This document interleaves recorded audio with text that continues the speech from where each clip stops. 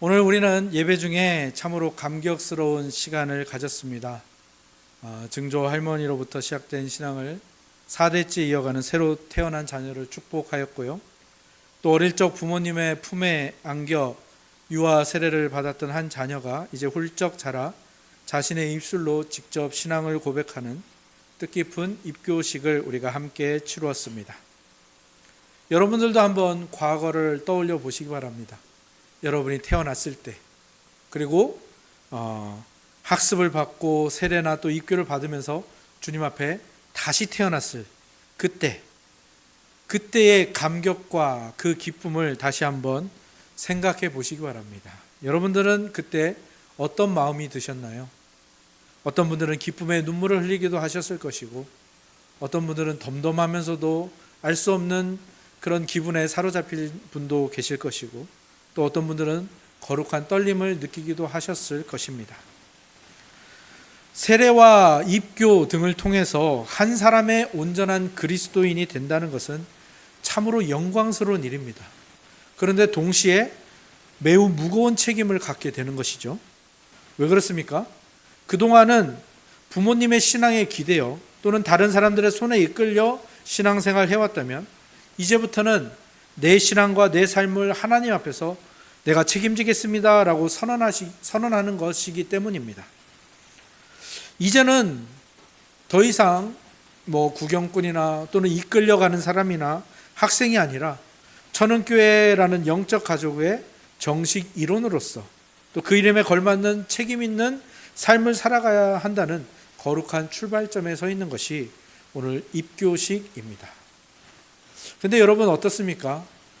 우리 오늘 입교한 하루나 또 여러분 모두 자신이 이제 신앙을 스스로 책임져야 한다라고 생각을 하면 그것이 굉장히 무겁게 또는 어렵게 느껴지지 않으십니까?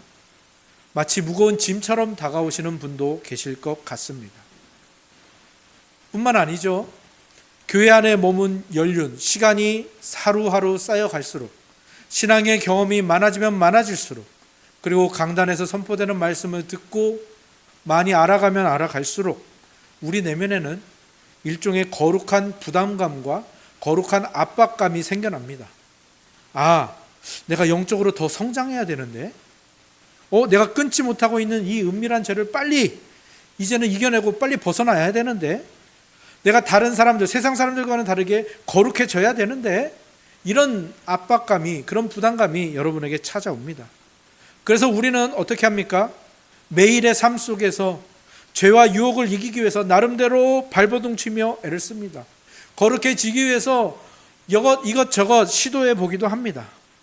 그런데 여러분, 오늘 그러한 우리의 발버둥과 애씀 가운데 우리는 아주 근본적이고 정직한 질문을 우리 자신에게 던져보아야 합니다. 여러분이 죄를 피하고 거룩함을 선택하려고 노력할 때 그 선택의 동기가 어디에서 출발하고 있습니까? 여러분은 도대체 왜 죄를 이기려고 하고, 여러분은 도대체 왜 거룩해지려고 합니까? 한번 잘 생각해 보십시오. 어떤 분들은 징벌에 대한 두려움 때문에 그 일을 합니다. 내가 만약 죄를 지으면, 내가 만약 거룩해지지 않으면 하나님이 크게 진노하셔서 내 사업을 치시거나 내 건강을 치실지도 몰라. 그것이 두려워서 죄를 짓지 않고 두려워서 거룩을 선택하는 사람들이 있습니다. 또 어떤 분들은 수치심과 체면 때문에 선택하기도 합니다. 내가 명색이 교회 직분자인데, 내가 장로인데, 내가 안수집사인데, 내가 권사인데, 그리고 내가 이 정도 교회 생활을 했는데 내가 이런 행동을 한 걸 사람들이 알면, 또는 내가 이런 것을 못하는 것을 사람들이 알면 나는 그 사람들에게서 욕을 먹고 매장당하고 교인들 볼 면목이 없어. 그러면서 선택하는 분도 계실 겁니다. 그 외에도 내 알량한 자존심이 이런 천박한 짓은 못해. 그리고 이건 결국 내게 어떤 손해를 가져올 거야. 경제적이거나 또는 인맥에서 손해를 가져다 줄 거야. 또는 이거는 내가 평생 지켜온 내 삶의 철학, 내 기준에서 어긋나는 일이니까 나는 안 해. 여러 가지 이러한 이유로 선하고 거룩해 보이는 선택, 죄를 이기는 선택을 하기도 합니다. 근데 성도 여러분, 제가 지금까지 나열한 이런 동기들은 다 세상 속에서는 아주 현명하고 효율적이고 효과적인 방법들입니다. 하지만 우리가 하나님 앞에서 살아가는 신앙과 이 거룩함이라는 이 교회의 영역에 이 동기들을 똑같이 가져다 쓴다면 그것은 아주 치명적인 문제를 낳게 된다라는 사실입니다. 왜 그렇습니까? 제가 앞서서 말한 그 동기들을 가만히 들여다보시기 바랍니다. 그 동기의 중심에 하나님이 계셨나요? 나를 사랑하사 자기 몸을 버리신 예수 그리스도를 향한 사랑이 있었나요? 전혀 없었습니다. 뭐만 있었습니까? 나의 안위, 나의 명예, 나의 체면, 나의 자존심, 나의 평판, 나의 기준, 자기 자신으로 가득한 지독한 자기 숭배가 그 안에 딸이 틀고 있었지 하나님과 예수님에 대한 사랑은 하나도 없었죠. 겉모습은 신앙일지도 몰라도 그 속은 철저히 율법주의고 이기주의고 자기 중심적이었던 것이죠. 그렇다면 우리가 죄를 이겨내 그리고 거룩을 선택할 참된 동기, 진짜 동기는 성경에서 무엇이라고 말하고 있습니까? 오늘 우리가 함께 읽은 본문이 바로 그것에 대해서 말해주고 있습니다. 11절과 12절 상반절에 나오는데요, 제가 여러분들 대신해서 읽어드리겠습니다. 모든 사람에게 구원을 주시는 하나님의 은혜가 나타나 우리를 양육하시되 거룩해지는 그리고 죄를 이기는 삶의 유일하고도 참된 진정한 동기는 무엇이라고 되어 있습니까? 오직 하나님의 은혜뿐이다 라고 말합니다. 그리고 바울은 말합니다. 하나님의 은혜가 나타났다. 이 나타났다라는 말은 무슨 뜻인가 하면 마치 칠흑과도 같은 이 어둠 속에 강렬한 햇빛이 비추는 바로 그 모양을 뜻하는 겁니다. 칠흑 같은 어둠 속에 갇혀서 영원한 사형 선고를 기다리는 그 죄인들에게 정말 눈이 멀 것만 같은 찬란한 태양빛이 폭포수처럼 쏟아져 들어오는 그 모습을 형상화한 단어가 바로 이 은혜가 나타났다라는 이 단어인 겁니다. 가장 무서운 형벌과 가장 끔찍한 진노를 받아 마땅한 원수 같은 죄인들을 향해서 창조주 하나님께서 감히 상상도 할 수 없는 가장 큰 선물을 베푸셨다라는 겁니다. 예수 그리스도께서 그 하나님의 명령으로 이 땅에 오시고 십자가에서 피 흘려 죽으시고 사흘 만에 부활하심으로 말미암아 하나님 아버지의 그 어마어마한 호의가 역사 속에 선명하게 빛을 발하고 있는 그 모습을 표현하고 있는 것입니다. 그리고 우리는 이 모든 광경을 은혜의 복음이라고 부릅니다. 그리고 이제 12절을 보시기 바랍니다. 그 십자가에서 나타난 은혜가 우리 안에서 어떤 일을 시작한다고요? 양육한다. 우리를 양육해요. 여러분, 이 양육한다라는 말은요, 그 당시에 고대 사회에 한 철부지 어린 아이를 훈련하고 양육하고 교정하고 때로는 눈물 쏙 빠지게 징계도 하고 훈련하는, 그래서 한 사람의 정말 그 시민으로 키우는 이 모든 과정을 뜻하는 말입니다. 여러분, 기독교의 은혜는요, 우리가 지은 과거의 죄를 한번 용서하고 끝나거나 또는 법정에서 야, 너 무죄야 라고 그 다음부터는 이렇게 뒷짐지고 바라보는, 구경만 하는 그런 무능력한 개념이 아닙니다. 하나님의 은혜는 우리 심령 한복판으로 강하게 뚫고 들어와서 그리고 아주 활동적인 선생님이 되고 때로는 우리를 쳐서 복종시키는 엄격한 영적 조교가 되어서 우리를 이끌어가기 시작한다는 거예요. 그 전에, 이 은혜를 받기 전에 우리는 어떤 사람이었습니까? 철저한 율법주의 속에서 이 율법을 지켜야, 아니면 내가 이 행동을 해야, 뭐 주일 성수를 해야, 뭐 예배 참여를 해야, 뭐 11조를 해야 구원을 받고 벌을 피할 수 있다, 이런 두려움의 노예로 신앙생활을 해왔습니다. 하지만 우리 마음속에 그 하나님의 호의, 그 하나님의 은혜가 확 임재하시면 이 은혜가 이제는 우리의 아주 훌륭한 선생님이 되어서 우리에게 이제 진짜 진리를 가르쳐 주기 시작합니다. 그리고 계속해서 우리에게 무엇을 보여주는가 하면, 나를 대신해서 영원한 지옥의 저주를 홀로 십자가에서 담당하신 예수 그리스도의 그 십자가 사랑을 날마다 보여주고 날마다 깨닫게 합니다. 그래서 우리가 외부에서 어떤 우리를 억누르고 정죄해서 그래서 우리를 바른 대로 이끌어가는 그런 돌판의 문자가 아니라 십자가에서 흘러내리는 그 뜨거운 사랑에 우리의 영혼이 거기에 매료되고 반하게 만듭니다. 그래서 내가 받은 이 하나님의 완벽한 사랑과 은혜가 이런 거구나. 그런데 이 완벽한 사랑과 은혜에 내가 뭔가를 여기에 더하고, 내가 나의 알량한 공로를, 내가 어떤 조건을 여기에 더하는 것은 예수님의 십자가에 침을 뱉는 교만이구나라는 것을 깨닫게 되는 겁니다. 그리고 그것을 깨달을 때에 드디어 우리가 채찍이나 징벌이 두려워서 또는 사람의 눈이 두려워서 억지로 끌려가는 신앙이 아니라 기쁨과 감격으로 자발적인 순종의 걸음을 내딛는 그 시작점이 되는 것입니다. 이 은혜라는 선생님은요, 그렇게 아름다운 훈련을 해나가는데 그 훈련에는요 타협이 없습니다. 우리가 과거에 그렇게 사랑했던 그 우상들, 은밀한 쾌락, 그리고 지독한 자기 중심성과 그 다음에 여러 가지 나의 죄된 습관들, 이것을 단호하게 이별하도록 우리를 몰아붙입니다. 근데 이것들이 우리에게 굉장히 매력적이잖아요. 내가 해왔던 것들. 저도 뭔가를 바꾸는 걸 굉장히 두려워하고 싫어하는데요. 왜냐하면 하던 대로 하는 게 너무 편하고 좋거든요. 그리고 이게 굉장히 매력적이잖아요. 그냥 내가 해오던 대로 사는 것. 그런데 이 은혜라는 선생님은 단호히 여기에 대해서 아니오라고 우리를 선언하도록 우리를 이끌어 갑니다.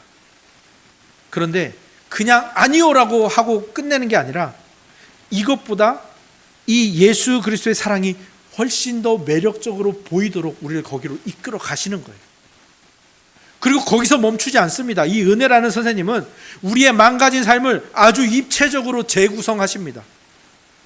본문은 그것을 어떻게 표현하고 있냐면 신중함과 의로움과 경건함으로 이 세상을 살게 하신다고 말하고 있습니다. 그러면 이 신중함과 의로움과 경건함은 무엇이냐? 이게 바로 십계명이 우리에게 명령하는 바입니다. 신중함은 뭐냐면 자신을 향해서 영적인 절제와 통제를 이루는 것을 신중함이라고 합니다.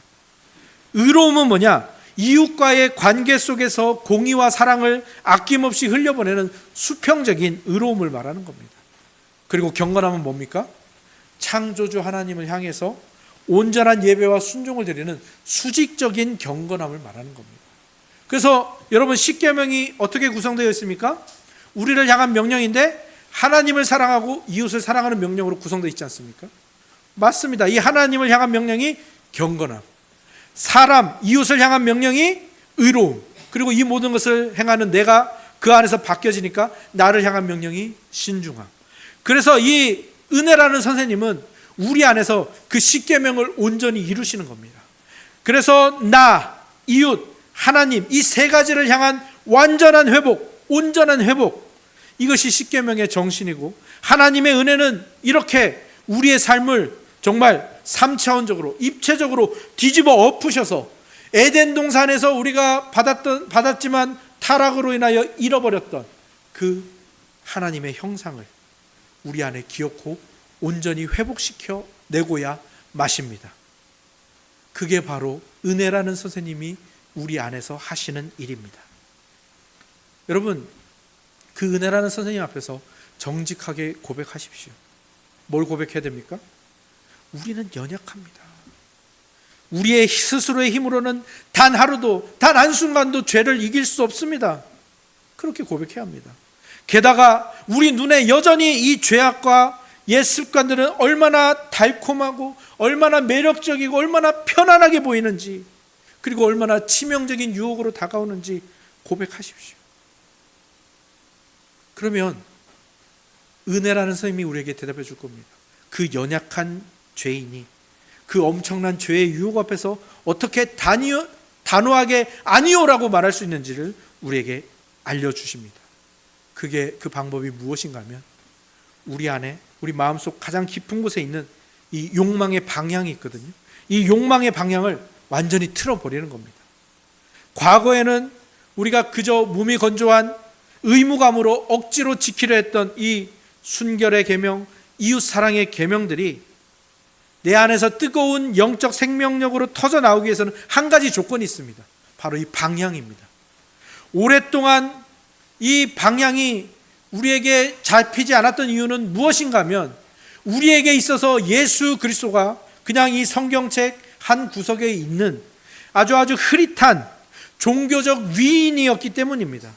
그런데 은혜라는 선생님이 우리에게 무엇을 바꾸시냐 하면은 그 흐릿한 위인으로만 보였던, 글로만 보였던 예수 그리스도를 이제 오늘 나의 영혼에 가장 압도적이고 깜짝 놀랄 만한 아름다움, 매료되고 반할 수밖에 없는 아름다움으로 보여주신다라는 겁니다.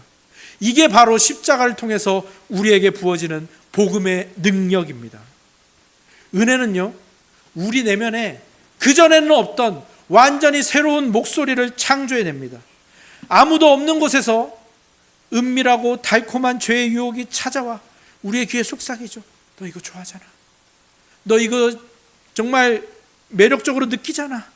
이거 하고 싶잖아. 우리의 귀에 속삭일 때 은혜의 선생님에게 혹독한 훈련을 거친 성도의 심령 깊은 곳에서는 이런 폭발적인 신앙 고백이 터져 나옵니다. 아니, 더 이상은 안 돼. 나는 이제 너의 노예가 아니야. 나는 이제 나를 위해 피 흘리신 예수 그리스도의 것이야. 나는 창조주 하나님의 그 맹렬한 사랑, 그 큰 호의를 받은 존귀한 하나님의 자녀야. 이 가슴 벅찬 신앙 고백과 영적인 선포가 오늘 예배하는 여러분들 안에 살아있는 고백이 되기를 주님의 이름으로 축원합니다. 그렇습니다.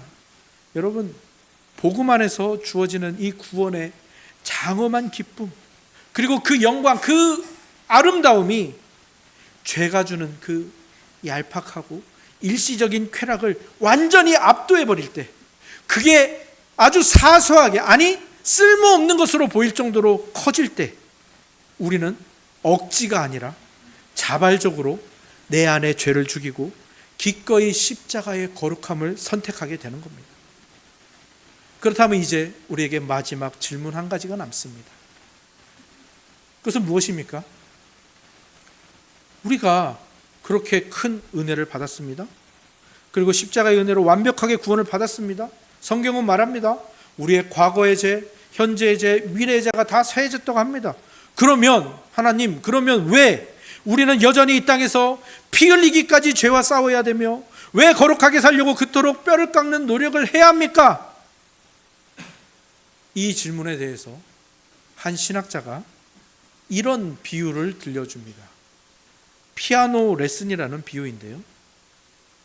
요즘 피아노 레슨이 아닙니다. 요즘도 사실은 피아노 레슨을 그냥 동네 피아노 학원이 아닌 뭐 서울대 유명한 교수라든가 그런 사람한테 받으려면 뭐 한 타임에 막 어마어마한 돈을 줘야 한다고 하죠.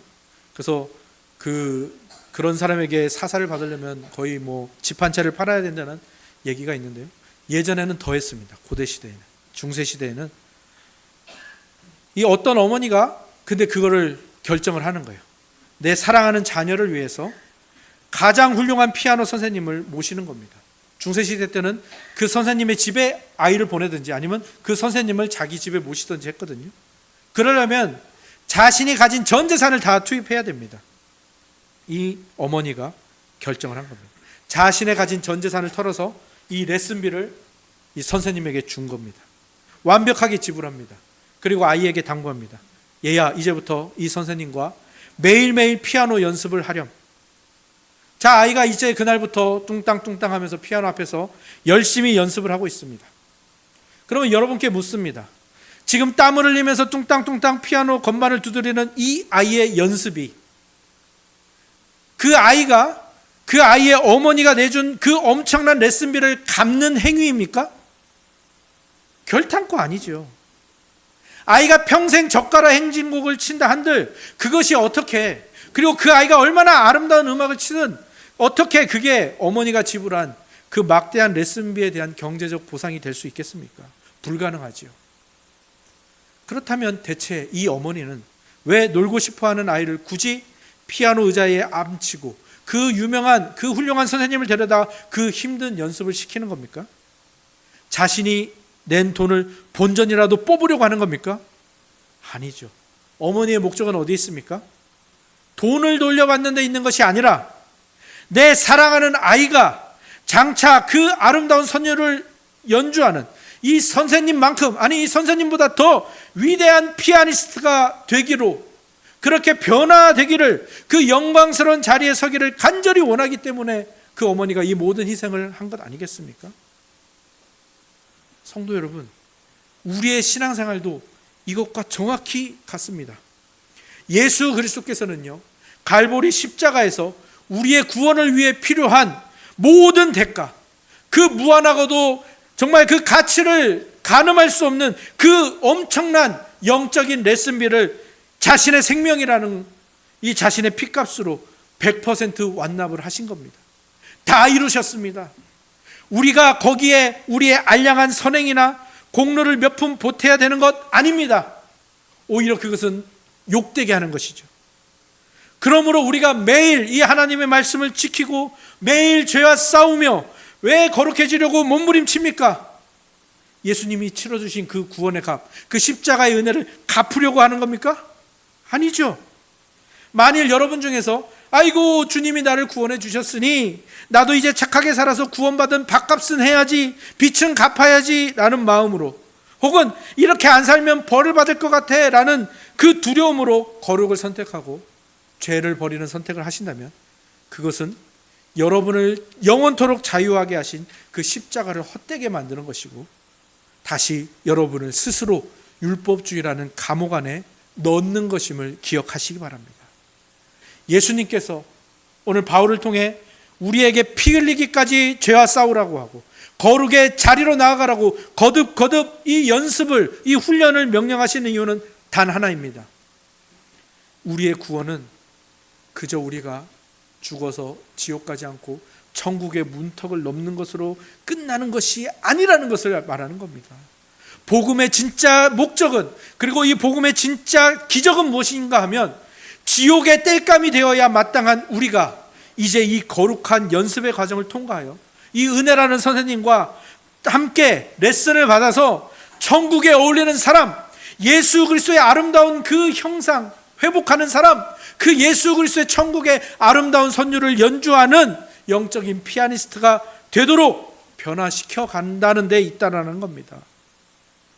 이 아이가 우리 어머니가 나를 사랑하셔서 이렇게 엄청난 레슨비를 대신 내주셨구나, 그 사랑을 깨달을 때 그 아이가 이제는 매가 두려워서가 아니라 벅찬 감사와 기쁨으로 매일 스스로 피아노 의자에 앉아 매일 선생님께 질문하며 이 멋진 피아니스트로 성장해 가는 것처럼, 마찬가지로 십자가의 그 은혜, 십자가에서 쏟아진 그 압도적인 은혜를 진정으로 깨달은 성도는 정죄함과 두려움 때문이 아니라 이제는 자발적인 기쁨과 감격으로 이 영적인 훈련의 자리에 나아간다라는 사실입니다. 은혜라는 정말 이 세상에서 가장 탁월한 선생님의 그 양육과 레슨을 받으면서 우리의 삶은 팍팍했지만 이제는 그 레슨을 받음으로 말미암아 예수 그리스도라는 세상에서 가장 아름다운 선율을 연주해내는 그 놀라운 존재로 빚어지고 변화되어져 가는 것입니다. 사랑하는 성도 여러분, 오늘 한 학생이 하나님과 회중 앞에서 신앙을 자신의 입으로 고백하고 입교하였습니다. 그리고 그것을 우리 중고등부 학생들이 함께 예배 참여함으로 함께 보았습니다. 그리고 우리 모두가 보았죠. 이제 스스로 내 신앙을 책임진다라는 것, 이것은 더 이상 하나님의 징벌이 두렵거나 다른 사람들의 시선이 무서워서 억지로 하는 척, 거룩한 척 연기를 하는 것이 아닙니다. 이제 입교한 학생과 그것을 바라본 우리 모두는 나 같은 죄인을 살리시려 십자가에서 물과 피를 쏟으신 그 압도적인 사랑, 그 압도적인 은혜, 나를 향해 쏟아지는 그 찬란하고 눈부신 은혜의 품에 내 삶을 온전히 내어 던지는 겁니다. 그리고 그 은혜가 나의 모난 부분들을 가르치고 깎아내고 훈련하겠죠. 그래서 지난주 말씀드린 것처럼 그 은혜의 복음이라는 목걸이가 우리 목에 걸려 있고, 이제 그 목걸이에 어울리는 사람으로 우리의 행동을 정갈하게 해 나가는 것처럼, 그렇게 하나님이, 예수 그리스도가, 그리고 그 은혜라는 선생님이 내 삶의 주도권을 주님께 내어드리도록 우리를 이끌어 가는 거죠. 그리고 13절의 말씀처럼 이제는 두려움이 아니라 복스러운 소망과 우리의 크신 하나님 구주 예수 그리스도의 영광이 나타나심을 가슴 벅차게 기다리면서 이제 이 땅을 은혜의 사람으로 살아가는 것입니다. 소망합니다. 하나님께서 오늘 우리 모두에게 부어주신 이 놀랍고 크신 은혜로 말미암아 날마다 우리 안에 그 끈질긴 죄를 이겨내고 그 거룩함, 예수님을 닮아가는 것을 기쁨으로 훈련하며 마침내 우리의 구주 되신, 우리의 주인 되신 예수 그리스도의 아름다운 형상을 회복하고 그분의 복음의 아름다운 선율을 삶으로 연주하는, 그리하여 세상 가운데 찬란하게 드러내는 복된 천흥교회 모든 성도님들, 그리고 여기 함께 예배하신 모든 분들, 그리고 오늘 입교한, 그리고 모든 우리 천흥의 다음 세대들이 다 되시기를 우리 주 예수 그리스도의 이름으로 축원합니다. 아멘.